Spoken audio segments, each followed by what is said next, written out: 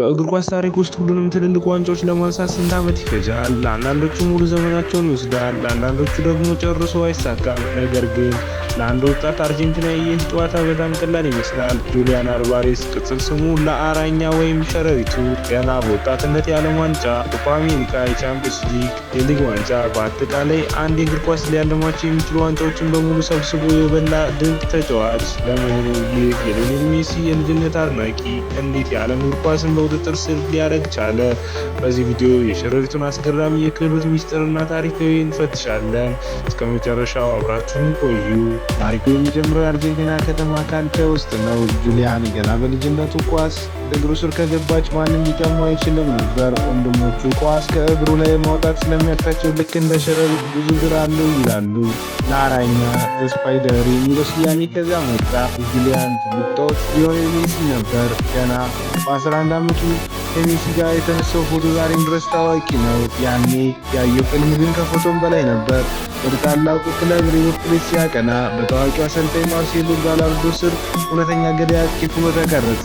በሪቨር ፕሌት ያሳየው አስደናቂ ብቃት የአውሮፓን ኃያላን ዓይን ሳበ።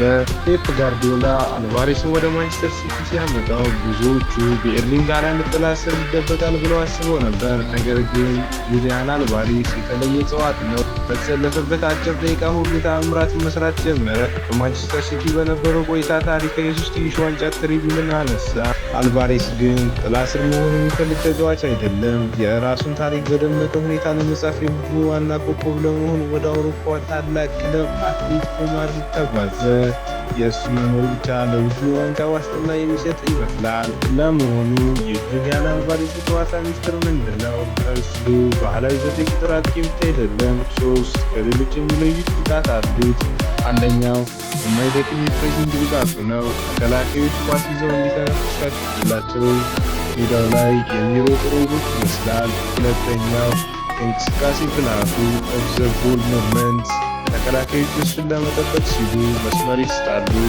ክፍተት በመፍጠርና በጠባብ ቦታዎች ውስጥ ኳስን ወደ ጎል በመቀየር ወደር የለውም። ሶስተኛው ሁለገብነቱ በመስመር አጥቂነት ከዋናው አጥቂ ጀርባ ሻዶ ስትራይከር ወይም በዋናው አጥቂነት እኩል ብቃት ማሳየት ይችላል። በልጅነቱ ከሜሲ ጋር ፎቶ የተነሳው ያ የካልኪያ ከተማ ሕፃን ዛሬ ሜሲ ዓለም ዋንጫ እንዲያሳካ ትልቅ አስተዋጽኦ ያበረከተው የቅርብ ረዳት ለመሆን በቅቷል። ጁሊያን አልቫሬስ ገና በወጣትነት የእግር ኳስ የሚሰጠው ትምህርት በብዙ አግኝቷል። ነገር ግን የእሱ ጉዞ ገና አላበቃም። እሱ አሁንም በተጨማሪ ታሪክ እየራበው ነው። እናንተስ ስለ ጁሊያን አልቫሬስ ምን ታስባላችሁ?